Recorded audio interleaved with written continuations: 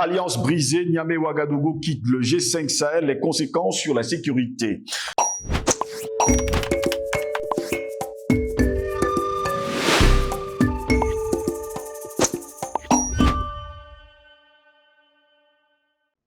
Mesdames, Messieurs, bonjour. Très heureux de vous retrouver sur Panafricaniste TV, votre chaîne de télévision qui vous apporte le meilleur de l'information. Bienvenue à toutes et à tous à cette édition de Parole panafricaniste. Après le Mali, l'an dernier, le Burkina Faso et le Niger, également gouvernés par des militaires patriotes, eh bien, ont pris l'initiative, ont annoncé leur départ de l'organisation anti-djihadiste G5 Sahel, 9 ans après sa création pour lutter contre le djihadisme au Sahel. À sa naissance en 2014, l'organisation était composée du Mali, du Burkina Faso, du Niger, de la Mauritanie et du Tchad. Samedi, donc, le Burkina et le Niger ont décidé, en toute souveraineté, de se retirer de l'ensemble des instances et organes du G5 Sahel, y compris la force conjointe. Une décision qui a pris effet dès le 29 novembre dernier, indique d'ailleurs les deux pays dans un communiqué. Selon Ouagadougou et Niamey, eh bien, l'organisation peine à atteindre ses objectifs. Pire, les ambitions légitimes de nos États à faire de l'espace du G5 Sahel une zone de sécurité et de développement sont contrariées par des lourdeurs institutionnelles, des pesanteurs d'un autre âge qui achèvent de nous convaincre que la voie de l'indépendance et de la dignité sur laquelle nous sommes aujourd'hui engagés est contraire à la participation au G5 Sahel dans sa forme actuelle, poursuivent-ils. Ils affirment avoir pris une responsabilité historique en quittant une organisation qui saurait servir les intérêts étrangers au détriment de ceux des peuples du Sahel, encore moins accepter le diktat de quelques puissances que ce soit au nom d'un partenariat dévoyé et infantilisant qui nie le droit à la souveraineté de nos peuples et de nos États. En mai 2022, le Mali d'Assimi Goïta avait déjà quitté le G5 Sahel, invoquant une organisation instrumentalisée par l'extérieur. Les 5 pays du G5 Sahel avaient créé en 2014 une organisation puis lancée en 2017 sa force militaire alors que l'étau des djihadistes se resserrait en tout cas autour de ces États. Seuls le Tchad et la Mauritanie sont désormais membres de cette organisation qui semble aujourd'hui vouée à disparaître. Voilà pourquoi nous nous intéressons à ce sujet. Dernière nouvelle, eh bien, nous venons sur la situation Alliance brisée. Niamey et Ouagadougou quittent le G5 Sahel, les conséquences sur la sécurité. Pour répondre à vos questions, nous sommes avec Albert Anatole Aïssi, les journalistes d'investigation et surtout directeur de publication du journal Le Cactus. Albert Anatole Aïssi, bonjour, bienvenue à vous. Bonjour à vous, Steve Jezelangos. Je dis bonjour aux techniciens ainsi que au top management de Panafricaniste TV. Je dis bonjour à l'Afrique. Surtout bonjour à ces afro-descendants. Je parle de ces Africains des Caraïbes, Nouvelle-Calédonie, la Guyane, l'île La Réunion, entre autres. Je dis bonjour au peuple noir. Ce matin, ce ne sera pas un coup de gueule, ce sera un coup de chapeau. Parce que quand c'est bien, il faut dire que c'est bien. Tenez, monsieur Steve Jezelangos, le Cameroun vient de marquer un pas historique au travers le président de la République du Cameroun, le président Paul Biya, qui vient d'introduire, j'ai envie de dire, d'avoir le quitus du Parlement camerounais à l'effet de la création, je veux dire, de la réactivation du projet de création d'un fonds monétaire africain et qui aura pour siège Yaoundé, la capitale politique du Cameroun. Il s'agit d'un vieux projet. Rappelez-vous, avant qu'il ne soit assassiné par Sarkozy, c'était un projet qui avait le leadership de Muammar Kadhafi. La création d'un fonds monétaire africain qui aura pour conséquence macroéconomique et géopolitique majeure, à savoir la souveraineté financière, la souveraineté économique, monétaire, mais surtout ça va permettre justement à sortir du chantage permanent des institutions mondialistes du FMI, je veux dire, du FMI, mais surtout de la Banque mondiale, je veux dire. Donc, il s'agit d'un pas que nous espérons, il sera déterminant dans cette quête de souveraineté auquel nous aspirons. À laquelle nous aspirons, je veux dire, merci pour l'invitation. Très heureux de vous avoir, Albert Anatole ici. Eh bien, désormais, le G5 Sahel a 2 membres également qui ont quitté, on va le dire comme ça, cette équipe. Niamey et Ouagadougou ont quitté donc le G5 Sahel, Albert Anatole ici, et ils disent pas mal de choses concernant d'ailleurs cette force conjointe de l'organisation peine à atteindre ses objectifs. je pense que le G5 Sahel n'existait plus. Je crois que vous le savez. Ce que les patriotes révolutionnaires du Burkina Faso et du Niger ont fait il y a quelques jours, c'était juste le formalisme. Mais le Niger et le Burkina Faso n'étaient plus dans cette chose-là, qui est instrumentalisée par Paris et Macron pour être très précis.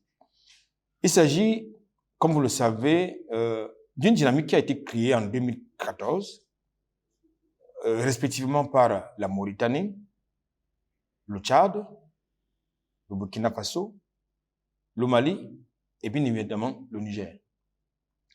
Et malheureusement, comme toujours dans ces dynamiques d'infiltration, Paris, pour contrôler cette organisation, s'en est mêlé, non pas pour permettre à ce qu'elle atteigne les objectifs de lutte contre le terrorisme, c'était ça l'objectif majeur, mais Paris a tout fait de venir caporaliser ce machin-là, vassaliser à la limite, et puis ça a volé en éclats.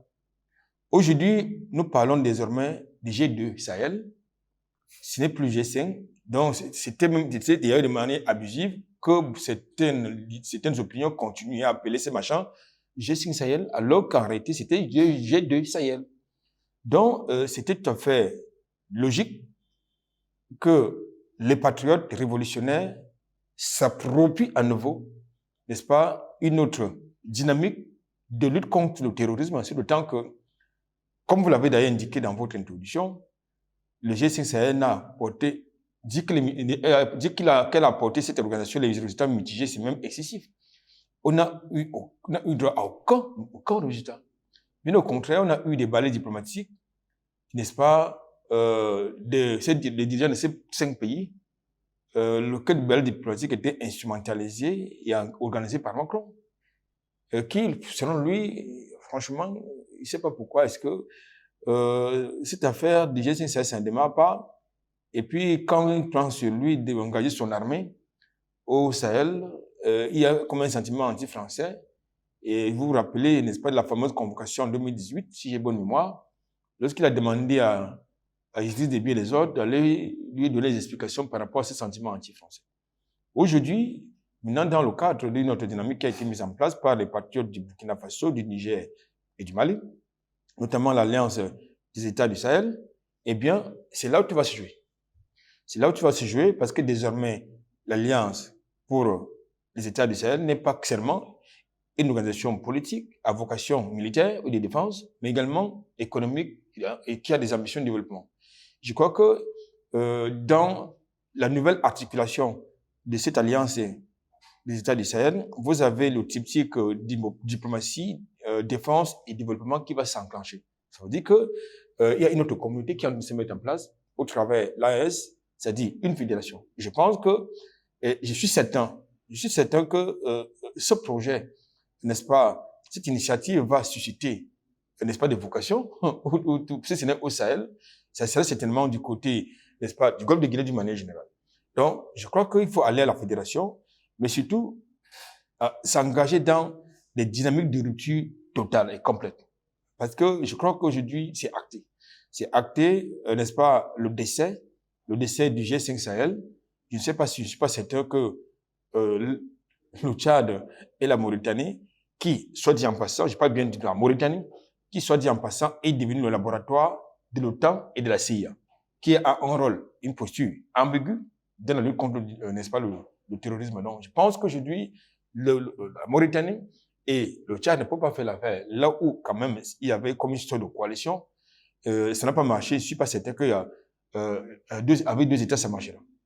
Justement, dans leur communiqué conjoint, Niamey et Ouagadougou précise l'organisation peine à atteindre ses objectifs. Pire, les ambitions légitimes de nos États à faire de l'espace du G5 Sahel une zone de sécurité et de développement sont contrariées par des lourdeurs institutionnelles, des pesanteurs d'un autre âge qui achèvent de nous convaincre que la voie de l'indépendance et de la dignité sur laquelle nous sommes aujourd'hui engagés est contraire à la participation au G5 Sahel dans sa forme actuelle.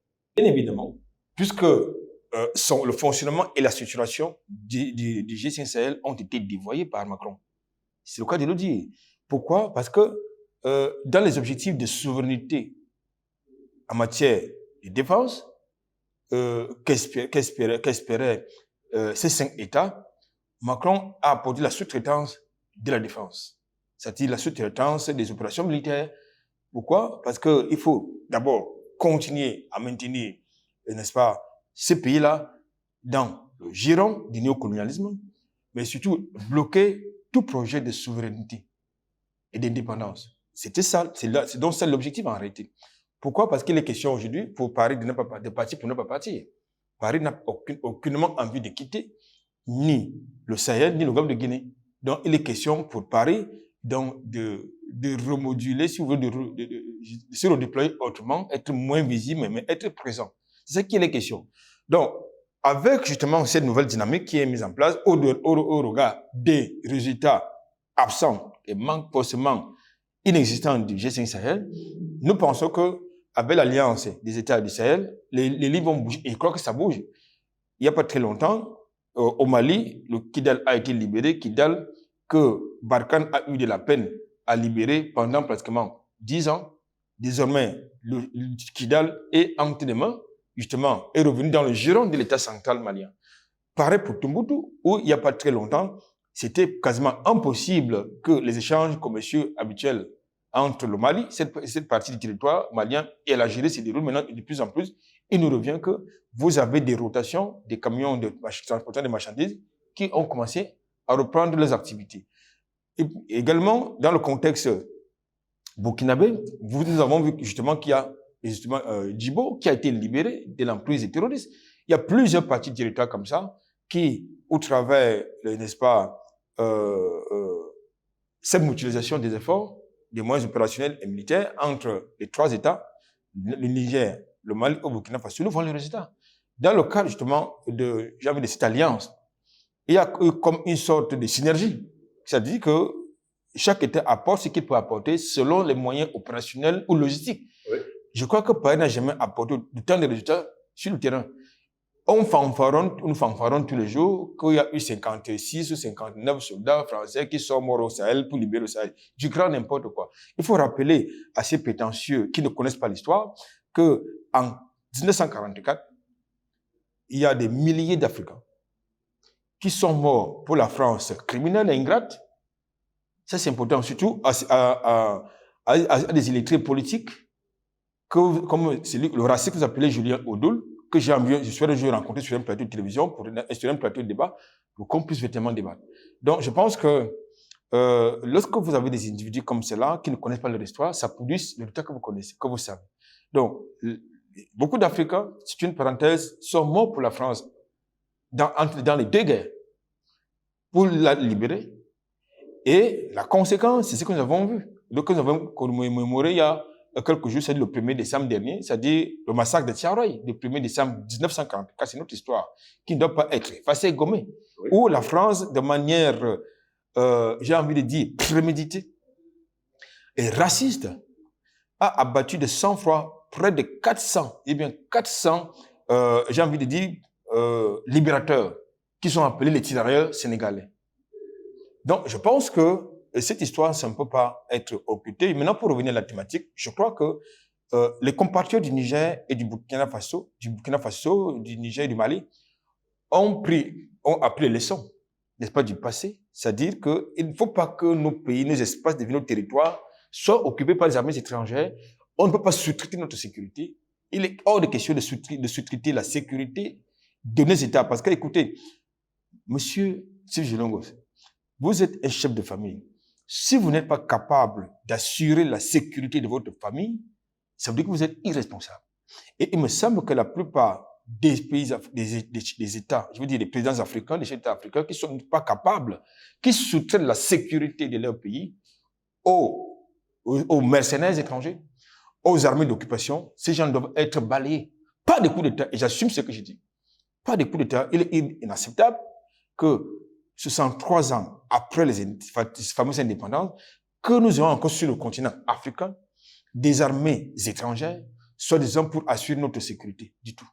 C'est inacceptable. Je pense qu'aujourd'hui, nous sommes capables d'assurer notre sécurité si les moyens politiques sont mis en œuvre, si les moyens financiers sont déployés, les Africains sont capables d'assurer leur propre sécurité. Ils affirment également dans ce communiqué conjoint avoir pris une responsabilité historique en quittant une organisation qui ne saurait servir les intérêts étrangers au détriment de ceux des peuples du Sahel, encore moins accepter le diktat de quelque puissance que ce soit au nom d'un partenariat dévoyé et infantilisant qui nie le droit à la souveraineté de nos peuples et de nos États. Un pays d'ailleurs est jusqu'à preuve de contraire pointé du doigt, et c'est la France.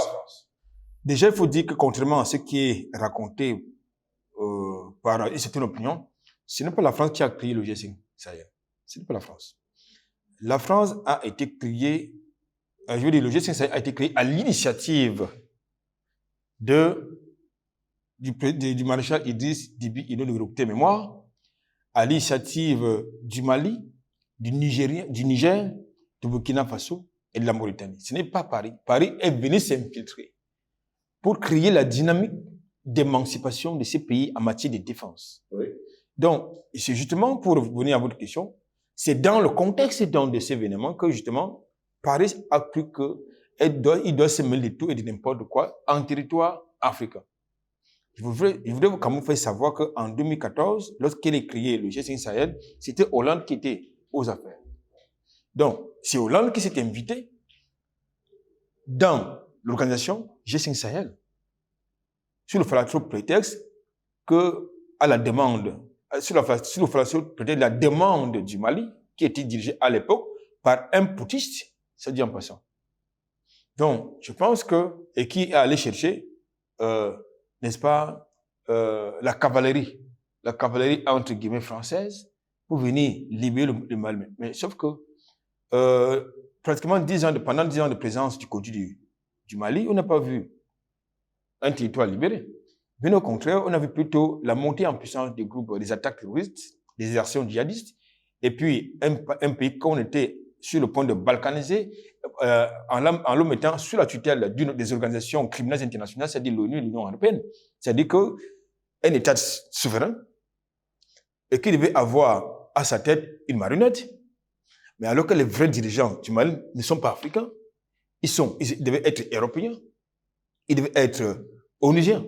Donc, je pense que c'est l'objet, j'ai envie de dire, c'est la raison de l'élaboration de ce fameux accord d'Alger de 2015, qui sont, j'ai envie de dire, qui constitue un document criminel,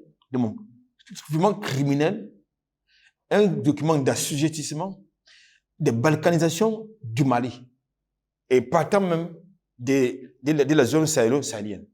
Donc, nous pensons aujourd'hui qu'il faut saluer les initiatives courageuses qui sont prises par les compatriotes du Niger, du Mali et du Burkina Faso. Et je pense que c'est un véritable pied de nez, et c'est le même sort qui sera réservé à toutes ces institutions sur-régionales qui sont pilotées, contrôlées, soit par Paris, soit par l'Union européenne, soit par Washington ou bien la Grande-Bretagne ou alors Bruxelles. C'est le même sort qui doit être réservé à ces institutions parce qu'il faut les refonder, carrément les démanteler pour en créer les véritables qui sont sous notre contrôle et qui, justement, épousent la vision qui est la nôtre, en prenant en compte nos réalités. Albert Batola, ici parmi les tares de la France dans le G5 Sahel, on parlait également de ce financement qui n'est jamais arrivé de 400 millions d'euros. Bien évidemment, vous savez, là-bas, ça bavarde beaucoup, mais ça agit très peu. Du côté de Paris, ça bavarde trop, ça bavarde trop, mais les actions n'en voient pas du tout. Donc, nous sommes habitués au chant du coq, mais vous savez, le coq, ça chante, mais ça ne pompe pas les œufs.